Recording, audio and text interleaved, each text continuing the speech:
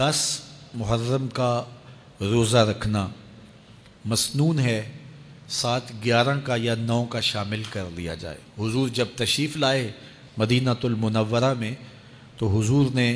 دیکھا کہ یہود روزہ رکھتے تھے، تو پوچھا تم روزہ کیوں رکھتے ہو؟ تو انہوں نے کہا کہ حضرت موسیٰ علیہ السلام کو قبطیوں سے اس دن نجات ملی تھی، تو فرمایا حضرت موسیٰ علیہ السلام کا حق ہمارے اوپر زیادہ ہے، تو حضور نے روزہ رکھا اور پھر فرمایا کہ اگلے سال اللہ نے چاہا تو ہم ساتھ ایک روزہ اور شامل کریں گے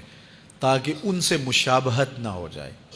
عددی مشابہت سے بھی بچنے کے لیے حضور نے کہا کہ ہم 2 رکھیں گے۔ تو روزہ اگر عاشورے کا رکھنا چاہیں تو اس کے لیے سنت یہ ہے کہ ساتھ یا 9 کا شامل کریں یا 11 کا شامل کریں۔ تو جو افضل ترین روزے ہیں ان میں سے عاشورے کے روزوں کا بھی شمار ہوتا ہے۔ تو اگر ممکن ہو تو جن کو اللہ نے صحت عطا کی ہے، تو آج کل اتنی شدت کی گرمی بھی باقی نہیں رہی، تو وہ یہ روزے رکھیں، ذکر و فکر کے اندر ان ایام کو گزاریں، اپنے والدین کی قبروں پر، اعزاء و اقرباء کی قبروں پر ہر جمعے کو جانا چاہیے۔ اس کے علاوہ بھی جب موقع ملے، یہ رواج جو پیدا ہو گیا ہے کہ 9 محرم کو یا 10 محرم کو مٹی ڈالنے کے لیے وہاں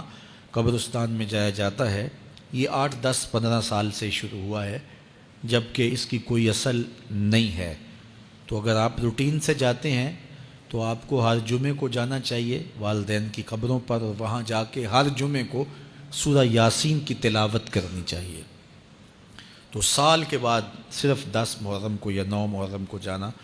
یہ بہرحال اس دور کی ایجاد ہے، یہ کوئی مسنون نہیں ہے اور یہ کوئی سنت نہیں ہے۔ تو روٹین سے اگر کوئی جانے والا ہے تو چلا جاتا ہے تو کوئی حرج نہیں ہے۔ تو باقی یہ بڑے اشرف ایام ہیں، بابرکت ایام ہیں، اور ان کو بہت ساری نسبتیں حاصل ہیں۔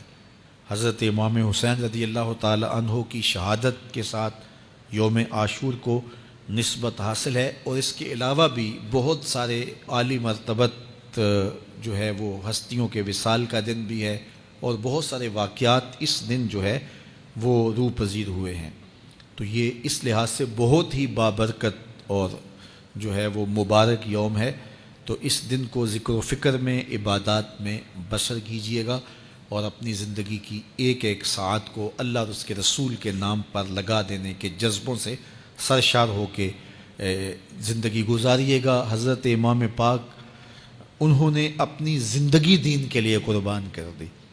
تو یہ 10 محرم ہمیں سبق دیتا ہے، اور ہم اس دن عہد کرتے ہیں اگر انہوں نے اپنے بچے بھی قربان کر دیے اور اپنی اولادیں بھی بھوک اور پیاس میں قربان کر دیں، تو ہم بھی یہ عزم کریں اس دن کہ